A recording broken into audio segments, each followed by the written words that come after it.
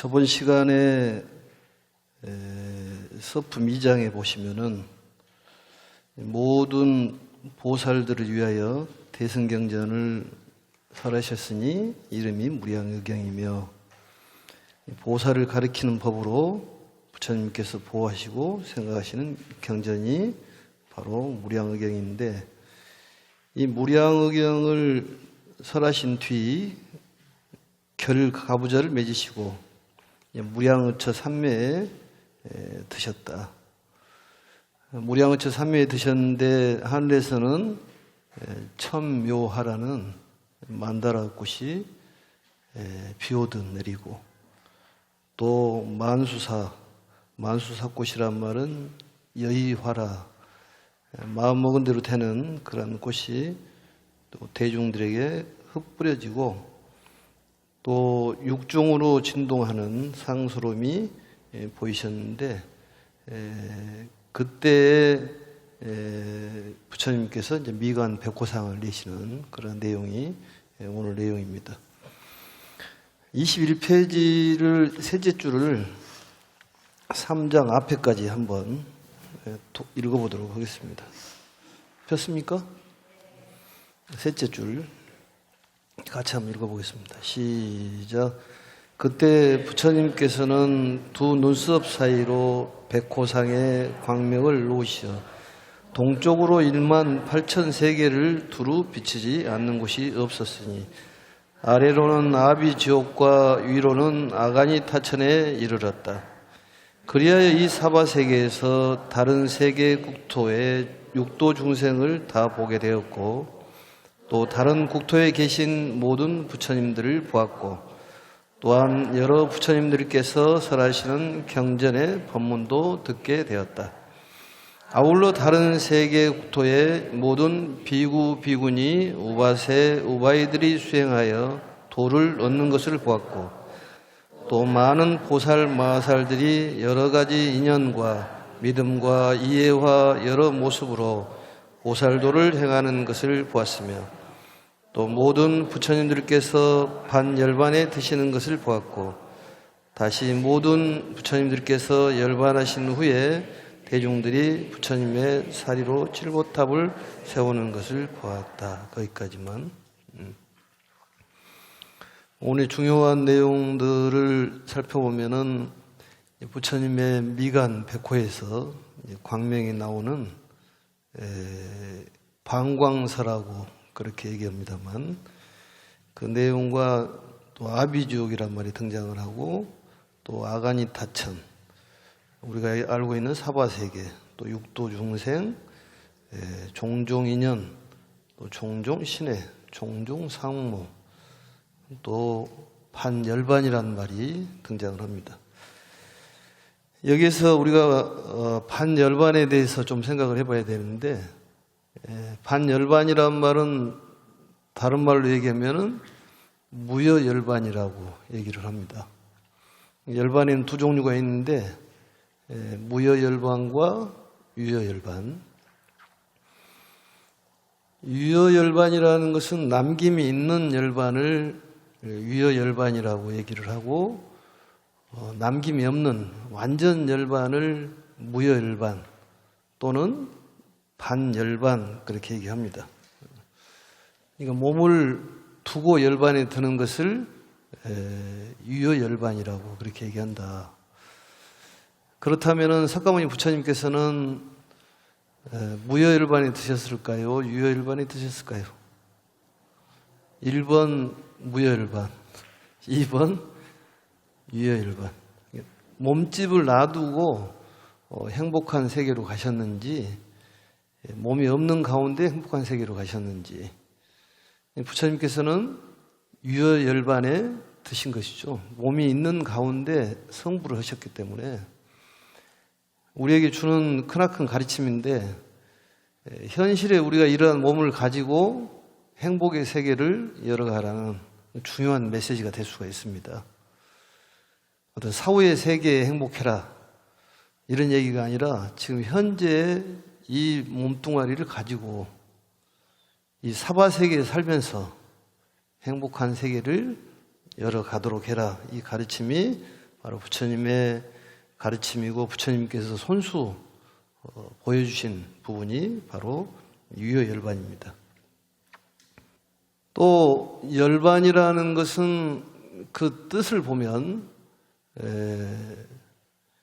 니르바나, 산스크리트로 얘기하면 니르바나 이렇게 얘기하는데 탐진치, 삼독이 완전히 소멸한 그 상태를 열반이라고 그렇게 얘기를 합니다. 그걸 좀 기억을 해 놓으시고, 그 다음에 이제 아비지옥이라는 말이 나오는데, 아비지옥이라는 것은 무간지옥에 해당하는데, 이 아라는 말은 무라는 뜻이고 비라는 것은 두 가지 뜻이 있습니다. 하나는 막을 차, 하나는 구제할 구. 두 가지 뜻이 있는데 그 얘기는 무구 무차. 다시 얘기하면은 아무도 구제해 줄 수 있는 사람들이 없고 또 거기에 가는 것을 막을 자가 없다. 그게 아비지옥이에요. 그래서 우리 사바세계로부터 수만리에 있는 그 지옥이라는 데가 있는데, 지옥은 가는 것이 아니라 떨어진다고 그러잖아요. 떨어져. 툭툭 떨어지는 거예요. 그러면 거기에서 나올 수가 없다는 거죠. 부처님의 또 보살님의 그 원력으로서 그 지옥을 벗어날 수가 있지, 혼자 힘으로는 나오기가 참으로 어렵다. 지옥에 한번 떨어지면 끝장입니다. 현실적인 지옥을 생지옥이라고 얘기를 하고, 또 우리가 죽어서도 정신적인 세계로 가는 지옥이 있는데, 쉴 새 없이 고통을 받는 지옥이 무간지옥이에요. 여기서 얘기하는 것은 아비무간지옥, 아비규한지옥을 얘기하는 것인데, 이 무간지옥은 만사만생, 일일 만사만생, 하루에 10,000번을 죽였다가 10,000번을 살렸다 하는 그런 고통을 받는 세계가 지옥 세계인데, 거기는 사람을 이렇게 꼬챙이에다 이렇게 끼워가지고 물속에다가 끓는 물에다 담갔다가 뺐다 하면은 담글 때 살이 쭉 빠진답니다. 그리고 뼈만 남아. 그럼 얼마나 고통스럽겠어요? 그리고 끄집어내면 또 살이 붙어. 그래서 하루에 24시간 동안에 10,000번을 죽었다 10,000번을 살렸다, 그걸 계산을 뽑아보니까 1분에 30초, 1시간에 3,600초, 24를 곱하니까 86,400초가 되는데, 8초에 한 번씩 죽었다 살았다 한다 그 말이죠. 그러면 얼마나 고통스럽겠어요. 그 지옥이 무간지옥이에요. 우리 천수경에 보면은 도산지옥이라는 말이 나오죠. 도산지옥, 도산 자체절. 도산지옥은 이 칼이 거꾸로 있어가지고 거기에 사람이 떨어지면은 이 살이 찢기고 이러면 너무너무 고통을 받는다는 것이죠. 근데 심효장구 대다리를 통해 가지고 도산지옥이 그 칼끝이 꺾인다는 거예요. 끓는 물이 감로수로 변하고, 가르침이 그만큼 중요하다는 것입니다. 이 검수지옥이라는 특수지옥이 있는데, 검수지옥은 검이 달려져 있는 나무에가 검이 달려져 있어가지고 재밌는 그 지옥인데, 저 위에 잘생긴 남자가 있으면은 그 남자를 좋아하는 여자가 막 달려간답니다. 정신없이. 그러면 칼날에 전부 찍히는 거예요, 몸이. 그러면 다시 또 내려와. 그러면 또 내려서 칼날이 다 찍히고. 또 잘생긴 여자분이 계시면 남자가 왔다 갔다 하다가 온몸이 찍히는 거지. 그게 검수지옥이라는 거예요. 남자를 너무 좋아하고 여자를 너무 애착을 하면 그 지옥에 떨어진다는데, 이 가르침을 주는 것은 경책을 주는 것입니다. 그쪽에 가지 말아라는 뜻이지 겁을 주려고 하는 것은 아니고, 그래서 이 아비지옥이라는 말은 히도코니, 이 독한 지옥인데, 이러한 지옥이냐 극락이라는 것은 사실은 우리 마음속에서 어떤 생각을 하냐에 따라 다릅니다. 그래서 지옥에 가면은 이 밥상이 어떻게 생기냐면 아주 잘 차려져 있고 극락에도 잘 차려져 있다고 그러지 않습니까? 똑같은 밥상인데 지옥의 사람들을 보니까 깡 말라 있고 극락의 사람들을 보니까 살이 토시토시 쪄 있더라는 거예요. 그리고 왜 그런 거 봤더니 숟가락이 너무 크더라는 것이지. 한 4m 되는 숟가락이 있는데 지옥 사람들은 서로 자기 먹으려다 보니까 너무 숟가락이 길다 보니까 입에 들어가지를 않는 거예요. 서로 먹으려고 다툼을 하다 보니까. 그래서 깡 말라 있고 극락을 가니까 우리도 뭐 잘 알 것 아니겠습니까? 숟가락이 기니까 서로 먹여주니까 서로 잘 받아먹을 수가 있지. 그러다 보니까 살이 토시토시 찌다는 거예요. 모든 걸 혼자 살려고 그러면 지옥입니다. 여럿이 서로 돕고 사는 것은 극락이요. 이 사바세계에서 극락을 만드는 방법은 서로 돕고 살아야 되는 거예요. 서로 도와야 돼요. 서로 화합하고 양보하고 나눌 줄 알아야지 그게 극락이지. 서로 자기 것만 챙기려고 하면 그건 지옥분이 안 된다는 것입니다. 그리고 불평불만을 많이 늘어놓으면 지옥이요. 뭐든지 좋은 쪽으로 생각하면 극락이고. 어떤 아가씨가 계셨는데 절에 와가지고 기도를 열심히 하다가 결혼식장을 가야 되는데 시간이 촉박해가지고 바쁘게 가다가 막 하다가 넘어졌어요. 그러니까 신심 있는 아가씨 보살이었는데 아무리 바쁘더라도 관세음보살이 미시면 어떻게 해요? 그랬다 그러잖아요. 얼마나 긍정적인 생각이요? 거꾸로 생각하면 절에 갔다 왔더니 재수가 없이 넘어진다 이러면 본인은 지옥에 떨어진 사람이고, 지옥과 극락은 본인이 만든 것이지 남이 만든 것은 아닙니다. 그걸 자업자득이라고 그럽니다. 자업자득. 모든 것은 본인 책임이야. 누구 타들 것이 없습니다. 본인 책임이야. 그리고 약간의 고통이 있어야지만이 잘 산다니까요. 좀 힘듦이 있어야지만이 잘 살아. 사람이 너무 편안하면은 지루어 다녀요. 지루해. 그래서 무슨 생각을 하냐면 너무 편안하니까 에이 죽어버릴까. 그래서 잘 살고 잘 먹고 편안한 데는 자살률이 높다는 것이요. 힘들고 어려운 뭐 아프리카, 뭐 스리랑카 이런 데는 먹고 살기 바쁘니까 자살하려고 생각도 안 한다는 거예요. 산에 보면 까마귀들이 많은데 주로 자살할 때 어디서 하느냐면 산이라든지 또 바다라든지 이런 데서 하는데 그래도 산이 편안하지. 근데 사람 모르게 죽으려고 그러는데 다 티가 난 데서 죽은다니 희한하게. 죽을 필요가 없습니다. 인생은 돌고 도는 것이기 때문에 사람은 막판에 이르렀다고 생각하니까 자살하는 것이지, 만약 이 방송을 듣고 있으면서 자살하려고 마음먹은 사람이 있으면 절대 하지 마세요. 왜냐하면 내일 모레면 좋은 일이 생길 수 있으니까. 스님이 자살 예방 이원입니다. 근데 자살을 한번 하려고 그러면은 그걸 계속 시도한다는 거예요. 그 습을 빨리 버려야 돼요. 왜 자살하냐면 너무 외롭고 또 막판에 이르렀다 생각하면 자살한다는 거죠. 자살한다고 해서 모든 것이 끝나는 것은 아닙니다.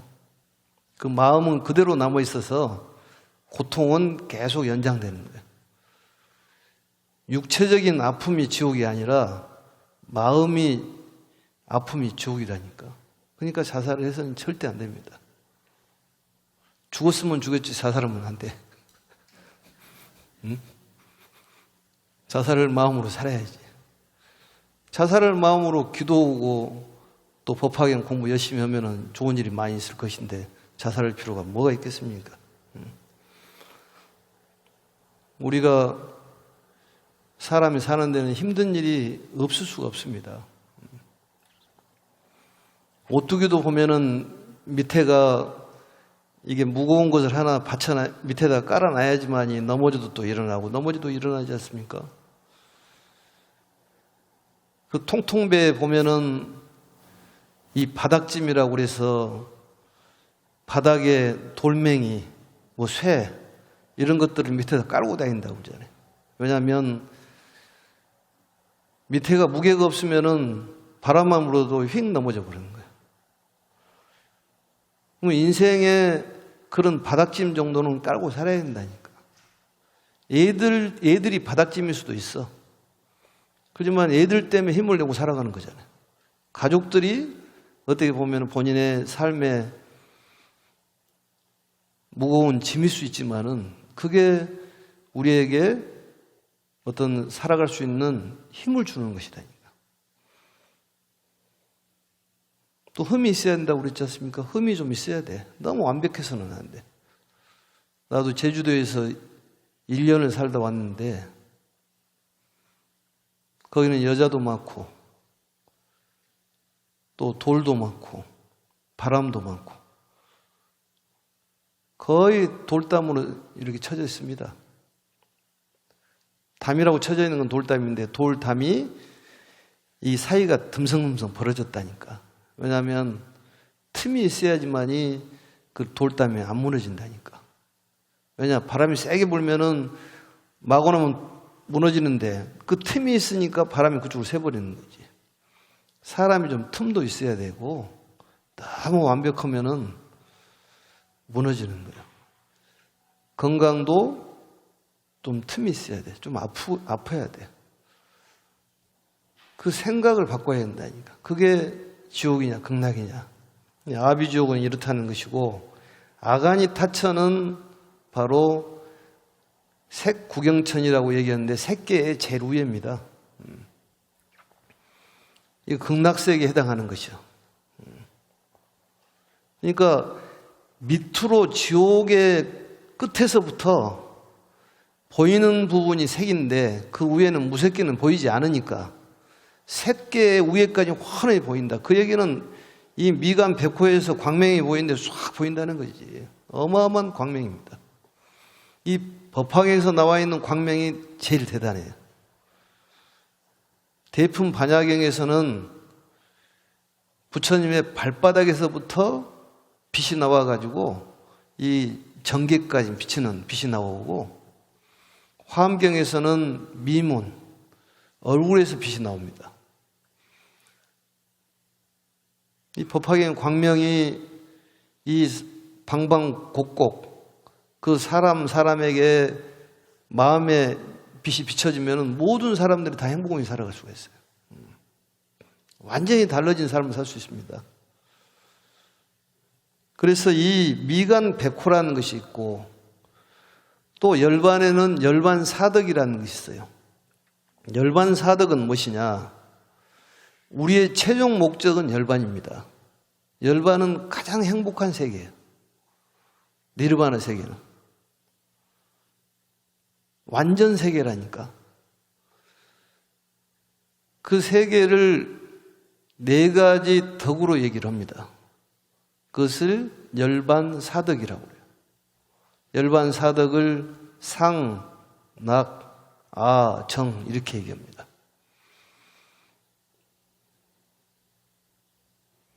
한번 따라서 해봅시다. 상, 낙, 아, 정. 이걸 열반사덕이라고 해요. 이 사덕, 열반사덕이라는 것은 부처님께서 갖추고 있는 네 가지 덕을 바로 열반사덕이라고 얘기를 하는데 이걸 좀 자세히 설명을 하면은 이 관불해 삼매경이라는 경전이 있고 이 관불해 삼매경에서 이 백호에 대한 열반사덕을 얘기하고 또한 아미타경 소초연이라는 그러한 내용이 있습니다. 거기에서도 열반사덕에 대한 얘기를 합니다. 그래서 아미타경 소초연이에서 뭐라고 이 얘기가 나오냐면은 상락아정이란 열반에 갖춰져 있는 네 가지 덕이다. 열반에 네 가지 덕이 있다. 시간이 흘러도 변하지 않는 것을 상이라고 하고, 두 가지 죽음의 고통을 벗어나는 것을 낙이라고 하며, 8자재를 갖춘 것을 아라고 하고, 삼옥이 깨끗이 사라진 것을 정이라고 한다. 이렇게 얘기를 했습니다.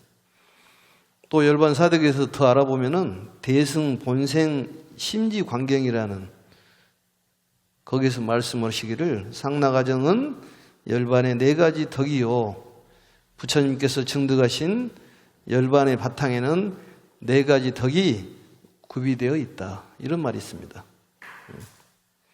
왜 이런 얘기를 하냐면은 이 미간 백호라는 것이 우리들의 삶의 최종 목적이 열반인데, 미간 백호에 이 열반 사덕의 의미가 있다. 그 얘기예요. 그 얘기를 하기 위해서 이렇게 얘기하는 것인데, 미간 백호의 그 상호를 보면은,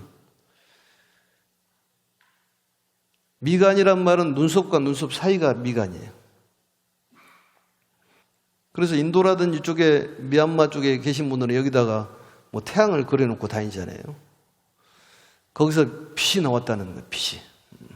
어마어마한 빛이 나왔다는 얘기입니다. 그러니까 여기에 빛이 나와야 된다니까. 그 얘기 했더니 여기를 막 문질러 껍질이 벗겨지더라고, 보니까. 겉에를 문지른다고 빛이 나는 것이 아니라 마음에 빛이 발산이 돼야지. 마음의 빛이 발산이 되려면은 열반 사덕의 덕을 갖춰야 된다니까요. 그런데 미간 백호에 열반 사덕이 거기에 내용이 들어있다는 것이지. 이 백호상이라는 것은 부처님의 온갖 공덕이 다 갖춰져 있는 것이고, 32상 80종호가 완전히 미간 백호에 갖춰져 있어요.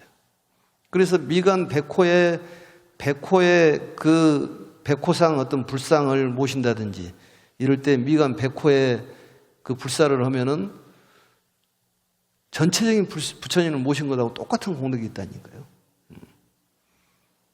대단한 공덕이 있는 거예요.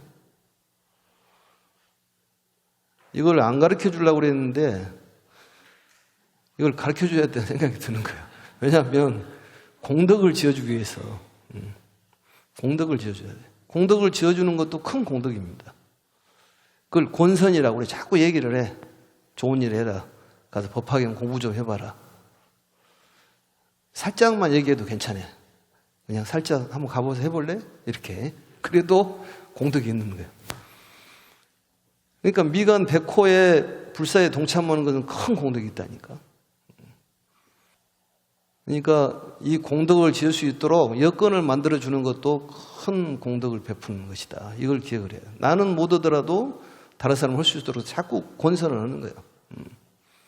권선, 권지 그러는데, 그래서 내가 직접 쓰거나 남을 쓰거나 그 공덕이 똑같다겠잖아요. 그래서 미간 백호상의 그 세부적인 걸 보면은 일단은 이 미간 사이에 이 백호가 있다는 거지. 백호가 하얀 터럭이라는 소리예요. 이걸 쭉 이렇게 뽑으면은 늘어났다 줄었다 늘어났다 줄었다. 신통하잖아요.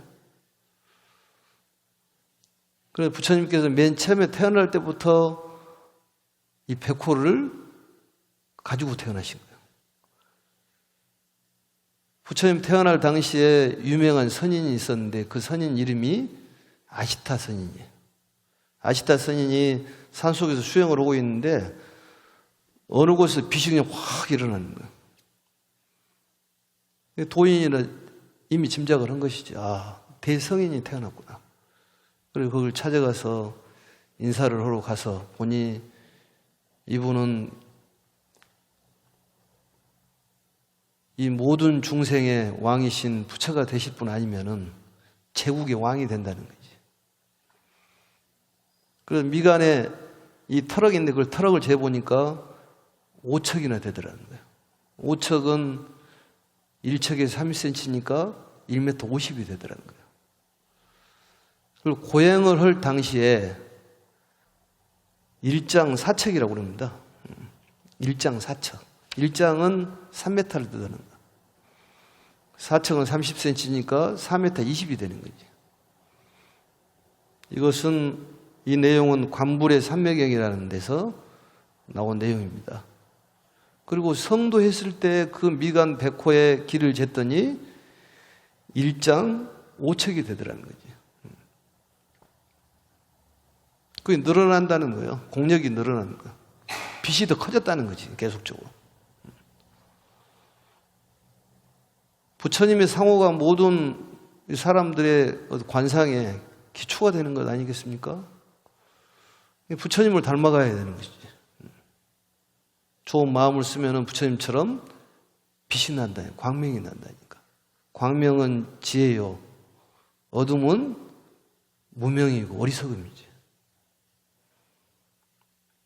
그래서 이 보면은 1장 5척이요. 또 그 백호의 속과 겉이 함께 공해서, 공하다면 텅 비어 있다는 거지. 백색의 유리통 같이 안팎이 청정하니 초발심 때로부터 중간에 있는 부처님의 모든 수행과 갖가지 상무와 내지는 열반에 이르기까지 온갖 공덕이 다 백호 중에 나타났다. 그렇다면은 눈썹 사이에 있는 백호는 무슨 뜻을 갖고 있느냐? 이렇게 얘기합니다. 백호가 두 눈썹 사이에 있으면 중도의 의미를 갖는다. 그게 항상함을 얘기한다는 것이지. 열반 사덕의 상락 아정에서 상에 해당하는 것이다. 치우치지 않는 것이지. 우리 마음은, 진정한 마음은 청정하고 불생불멸이요, 불구부정이요, 부증불감이요. 정말로 행복한, 온통 행복을 갖고 있는 것이 우리의 본래의 마음입니다. 청정한 마음. 그래서 이 가운데 위치하는 것은 중도를 뜻하고 항상함을 상을 뜻하는 것이다. 또 그 모습이 유연함은 부드럽다는 거예요. 부드러운 것은 낙을 나타낸다. 상낙이란 말은 결국은 항상 즐거운 생각을 하는 것이 우리가 부처님 가르침을 실천하는 거예요. 항상 즐겁게 생각해야 한다니까. 상낙. 안락행품에 보면은 관법이 나오는데 상낙관이라는 것이 나와요. 상낙관. 상낙관. 항상 즐거운 관을 해라. 항상 즐겁게 생각을 해야 돼. 그리고 이 세상에서 암에 안 걸리는 부류가 딱 한 종류 있다고 그럽니다. 그 분이 어떤 분이냐면 요즘에 좋은 말로 얘기하면 조현병 환자들. 그냥 쉽게 얘기하면은 미친 사람들을 얘기하는데 그 사람들은 절대 암에 안 걸린다는 거예요. 왜냐하면 웃고 다니니까. 항상 즐겁다는 것이지. 근데 미친 사람도 암 걸렸다. 그 얘기는 좀 덜 미쳤다는 것이지. 완전히 미치면은 암이 쓸 자리가 없다는 거예요. 기도도 미치면은 미칩니다. 공부에 미치면은 미치게 돼 있어. 기도를 막 열심히 미치게 하면은 부처님께 영향을 미친다니까. 기도를 할 때 혼자 하는 것보다 여럿이 해야지 더 훨씬 효과적이다고 그랬잖아요. 혼자 하는 것보다 여럿이 하는 것이 뜻을 모은 사람들끼리 해야지 각자 다른 뜻을 갖고 있는 사람하고 해봤자 별 효과가 안 나타나고 뜻을 모아가지고 열심히 하면은 힘이 발휘되는 것이지. 그래서 촛불 시해가지고 여럿이 모아가지고 촛불 두고 오니까 다 막 손 들어보잖아요. 예? 혼자 촛불 들어봤자 이게 콧등으로는 안 됐지. 그건. 기도를 할 때는 열심히 여러 사람들이 기도를 하면은 부처님께서 아, 내가 들어줘야 되겠구나. 그리고 기도를 할 때 발언은 구체적으로 해라 했잖아요. 구체적으로. 어떻게 해주세요. 이렇게. 발언이 굉장히 중요하니까. 그래서 어떤 보살님이 옷을 한번 사주라고 기도를 했더니 옷이 100일 기도를 해도 안 생기더라. 그래서 어느 날 부처님께 영음이 없다고 이렇게 한탄을 했더니 부처님께서 꿈에 나타나가지고 옷 종류를 얘기해라. 투피스냐 원피스냐.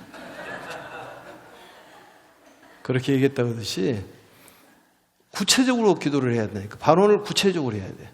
뭐를 원하려면 구체적으로 마음에다 그림을 그려야지만이 이루어지는데 그게 잘 안 되고, 그게 삼매라는 것은 정말로 집중적으로 거기다 탁 그리는 거지. 그래서 이 유연함은 낙을 뜯어내는 것이고, 그리고 또 백호가 하얀 털럭이 늘어났다 줄었다 자유스럽게 한다 그런 얘기예요. 자유스럽게. 그 얘기는 자제함을 얘기하는 것인데, 자제함이라는 것은 자유자재한다는 거예요. 걸림이 없음을 얘기하는 거예요. 그것을 아라고 뜻합니다. 참 나는 자유롭다는 거예요. 참 나는, 행복한 나는 정말로 자유로워. 그 행복한 나를 찾기 위해서 숱하게 그렇게 노력을 하지 않습니까?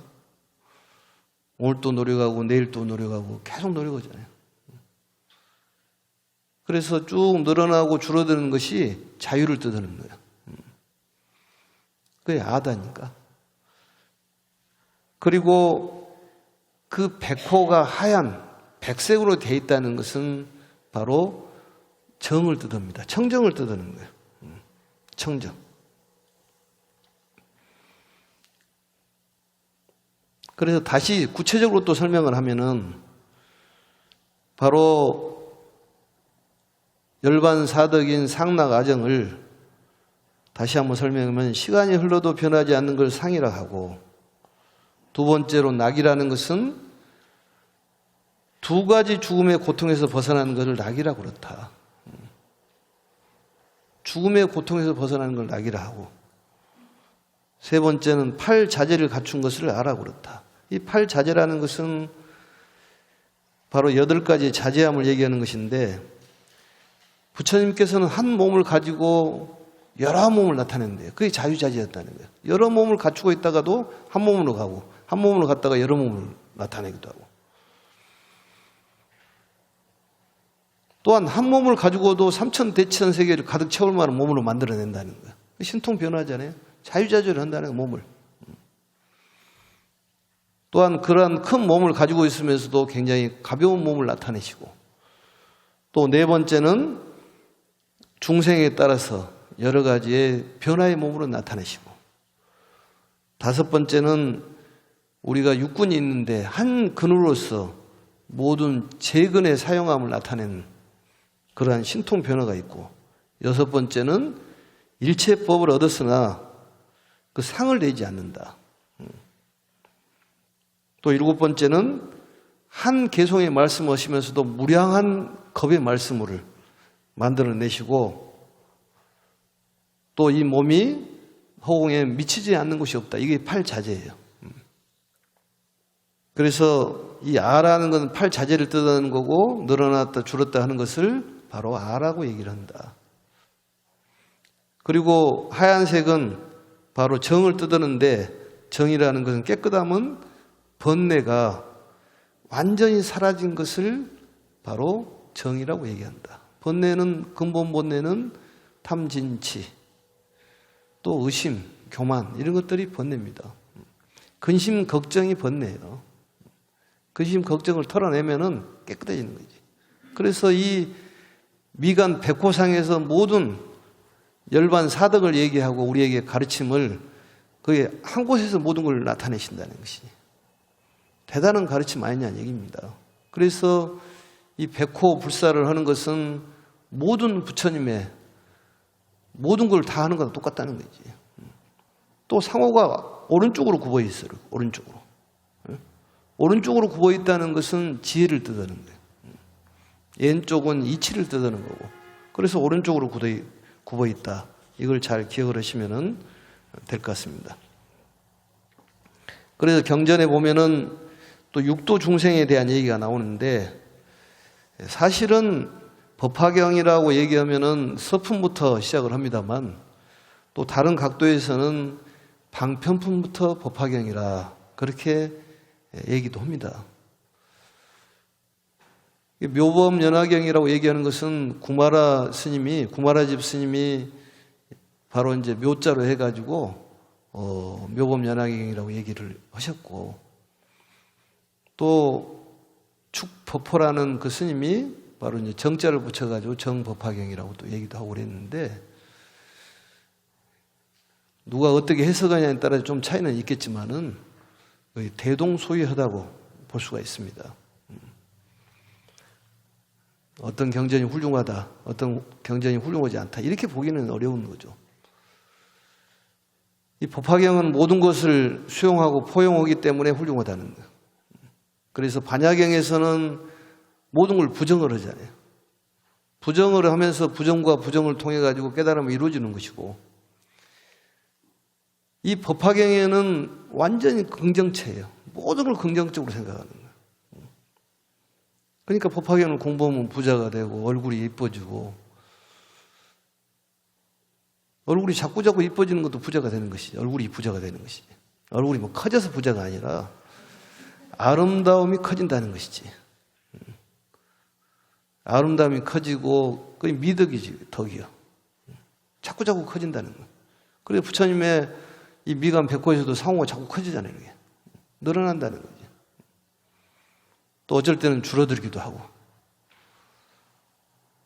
사람의 마음도 이 마음 썼다가 저 마음 썼다가 왔다 갔다 합니다. 그렇지만은 한 마음으로 계속 가면 안 된다니까. 응? 왔다 갔다 해야 돼, 그게. 그런 우리에게 긍정적인 가르침을 일러주시는 거라니까. 오늘 삐진 사람 있으면 오늘 지금 풀어야 됩니다. 그래서. 풀어야 돼. 억지로라도 웃어야 돼. 지금 스님은 특허를 하나 냈지 않습니까, 이번에? 염화미소라고. 특허 출원을 해놨어, 지금. 행복은 염화미소. 이렇게 특허를 내놨는데, 혼자 하면 재미가 없으니까, 뭐 주고받는 거 있어야지. 그래서 스님이 행복은 그 뭐 염화미소, 이게 나와야 한다는 거지. 한번 해볼까요? 행복은. 다시 한번. 행복은. 근데 웃어야 되는데 안 웃을까? 웃어야 된다니까. 웃어줘야 돼. 인상 쓰고 있는 데서 복이 왔다는 소리는 역사적으로 들어본 적이 없습니다. 웃어야지 복이 온다는 것이지. 그러니까 항상 웃는 마음이, 이 웃는 심상이 이런 모양으로 나타난다니까. 신상으로 나타나. 그러니까 항상 웃어줘야 돼. 그래서 그 마가섭에게 부처님께서 법을 전하셨는데, 그 꽃을 부처님께서 딱 따니까 마가섭이 빙그레 웃더라는 거지. 다른 사람은 그냥 가만히 있는데 부처님하고 둘이만 웃는 거예요. 그 얘기는 뭐 둘이 통했다는 얘기 아닌가요? 내가 스님이 딱 웃으면 옆에서 웃어주면 통했다는 얘기고, 안 웃으면 안 통했다는 얘기니까. 이미 마음이 통했다는 거지. 그쪽으로 통했다는 소리는 같다는 소리니까. 법이 그쪽으로 간 것이지. 유명한 염화미소예요. 삼처전심에서 꽃을 따가지고 웃는 곳을 법을 전하고, 다자탑이라고 이 탑이 많은 곳에서 반분자를 합니다. 반을 줘, 자리를.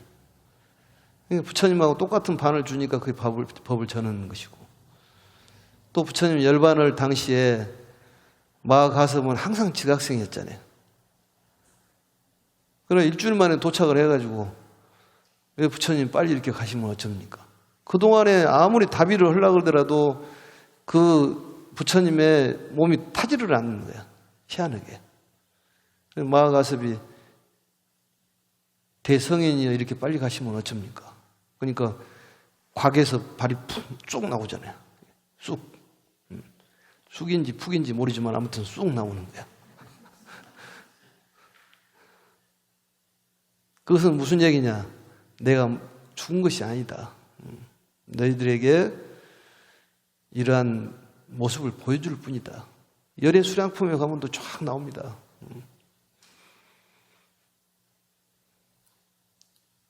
그래서 세 군데에서 법을 전하는 거예요. 그래서 거기에 마가섭에게 법을 전하면서 빙그레 미소를 지었다는 거지, 이렇게. 한번 해봐, 이렇게. 이것도 자꾸 하니까 습이 돼서 괜찮더라고요. 맨 처음에는 좀 쑥스럽더라고, 나도 해보니까. 그런데 계속 오니까 또 괜찮아, 이렇게. 응? 웃는 낯에 침 못 뱉는단 말도 있잖아요. 웃으면 복이 온단 말도 있고. 절에 가면 다 포대 화상에 한 분씩 계시는데 다 웃고 있잖아요, 이렇게. 막 얘들이 붙어갖고 막 이렇게 난리를 쳐도 웃고 있잖아요. 아무리 몸이 힘들더라도 웃으면 복이 온다니까. 그걸 배우라고 포대화상을 놔둬도 뭣도 모르고 그냥 절에만 쑥쑥 들어오는 거야. 아무것도 모르고. 생각을 좀 하고 다녀라는 얘기지. 아무튼 여기 보면은 백호상에서 광명을 놓으셔서 그 동쪽으로 1만 8천 세계를 두루 비추셨다. 아래로는 그 지옥 세계도 비치고 위로는 아가인 다천까지 비쳤다. 그리고 육도 중생에 대해서 얘기가 나오는데, 육도 중생 우리가 잘 알죠. 지옥, 그 다음에 아귀, 축생, 아수라, 인간, 천상, 육도입니다. 이걸 범계라고 그래. 그리고 그 위에는 바로 성문, 영각, 보살, 불, 이렇게 총 합쳐서 10개라고 얘기하는데, 이게 전공 부분이 있다는 거지. 그러니까 열심히 힘들고 괴롭게 생각하면은 바로 지옥 세계에 살아가는 거야.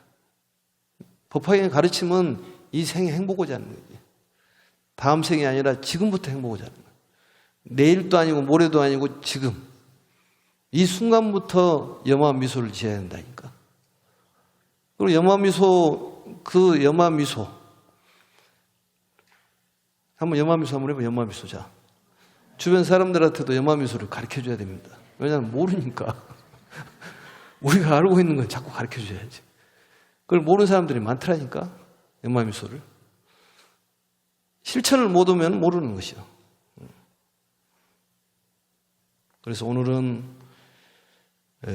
부처님의 백호상, 또 반열반, 또 유열반, 또 육도 중생에 대해 얘기를 했습니다만, 특히 미간 백호에 대한 말씀을 열반 사덕에 비춰서 말씀을 좀 드렸습니다.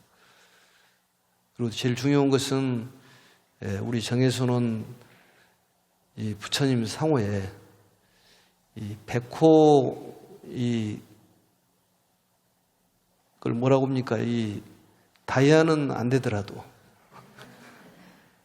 큐빅이라도 끼어드려야 되지 않을까. 그렇다면 우리가 십시일반 모아서 불사에 좀 동참을 해주시면은 대단한 불사가 될 것 같습니다. 강의 마치겠습니다. 수고하셨습니다.